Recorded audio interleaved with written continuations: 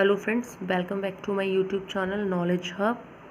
और आज हम डिस्कस करते हैं चैप्टर 2 शब्द भेद। हिंदी का बहुत इम्पॉर्टेंट टॉपिक है और इससे चैप्टर पहले की हम वीडियो अपलोड कर चुके हैं। प्लीज़ उसे देखिए, उसे समझिए, ध्वनि या वर्णमाला, और उससे रिलेटेड एक प्रैक्टिस सेट भी अपलोड कर दिया गया है। तो आप उसे भी एक बार देखिए और क्वेश्चन करने की कोशिश करिए, उसमें से क्वेश्चन आ सकते हैं एग्ज़ाम्स में। तो देखिए, शब्द भेद। तो शब्द भेद से पहले हम शब्द को समझते हैं। शब्द क्या है? दो या दो से अधिक वर्णों से बने ऐसे समूह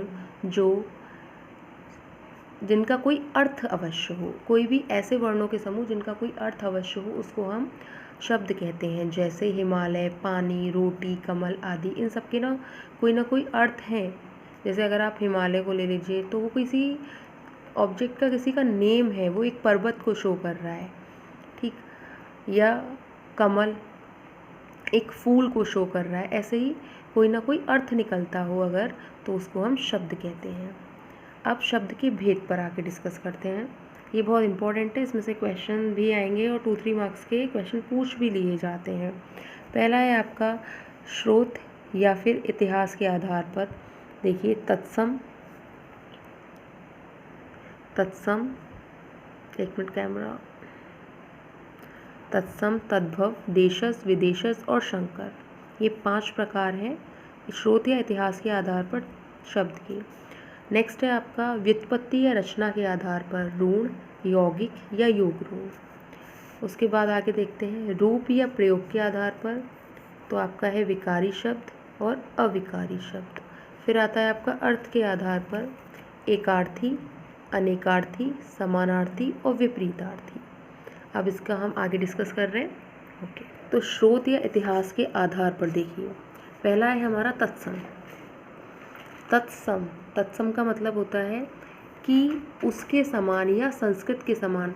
कुछ संस्कृत के ऐसे शब्द हैं जिन्हें हम ज्यों का त्यों ही प्रयोग में लाते हैं। अपनी आम भाषा में हम ज्यों का त्यों ही यूज़ कर रहे हैं। अगर उन शब्दों को, जो संस्कृत के आए हुए शब्द हैं, उन्हें हम तत्सम शब्द कहते हैं। जैसे अग्नि, वायु, माता पिता आदि, ये ऐसे शब्द हैं संस्कृत से आए हुए जिन्हें हम ज्यों का त्यों ही यूज़ कर रहे हैं, तो उनको हम तत्सम कहेंगे।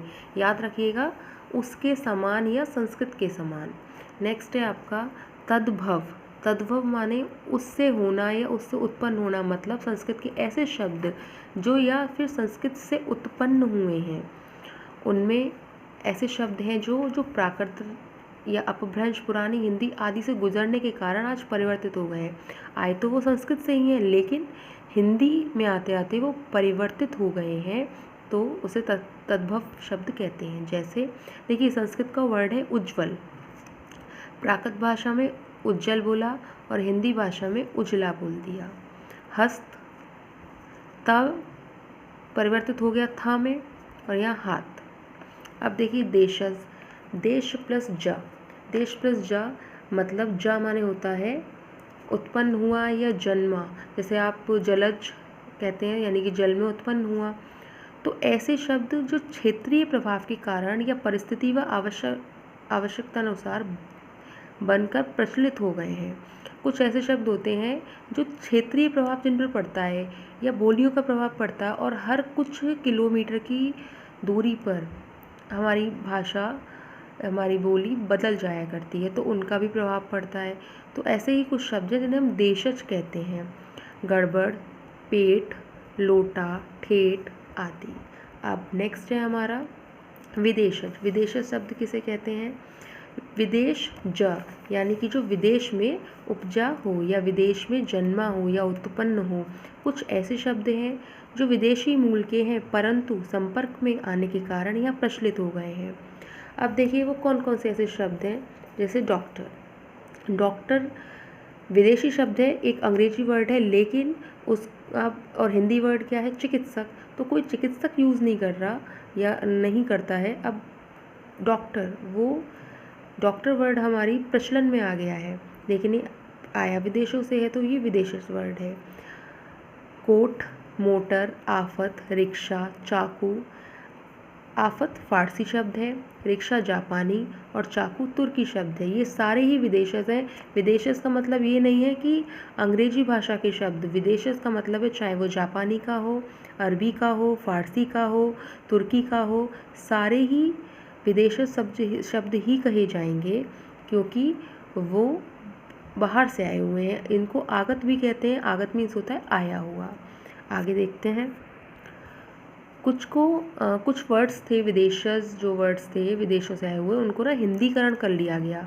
हिंदीकरण कैसे? जैसे ना वर्ड था ऑफिसर, वर्ड था या वर्ड है एक्चुअली ऑफिसर, वो अंग्रेजी शब्द है लेकिन उसको हिंदीकरण करके तब्दील कर लिया गया अफसर में। कैप्टन, कप्तान। लैंटर्न ये इंग्लिश वर्ड है लेकिन हमने हिंदी में उसे लालटेन हिंदीकरण कर लिया। हॉस्पिटल परिवर्तित कर दिया, हॉस्पिटल अस्पताल। अब आगे पांचवा है हमारा शंकर शब्द, देखते हैं। शंकर शब्द देखिए, शंकर दो भिन्न स्रोतों से आए शब्दों के मेल से बने शब्द। भिन्न स्रोत यहाँ पर कौन से हैं? जैसे आपके कोई हिंदी वर्ड है, कोई फारसी वर्ड है, वो मिलकर एक शब्द अलग बनाते हैं, उनको हम संकर शब्द कहते हैं। जैसे पान, पान हिंदी शब्द है और दान फारसी शब्द है, मिलकर एक बन गया शब्द पान दान। ऐसे ही रेल अंग्रेजी का शब्द है और गाड़ी हिंदी का शब्द है, तो बन गया रेल गाड़ी। दो स्रोत मिल गए, दो शब्द अलग अलग मिल गए। सील बंद, अब सील अंग्रेजी का शब्द है, बंद फारसी का शब्द है, तो सील बंद। ओके फ्रेंड्स, आज के लिए इतना। रचना या बनावट के आधार पर आपको नेक्स्ट वीडियो में देखने मिलेगा। Thank you so much. Please like और सब्सक्राइब करना ना भूलें। Thank you.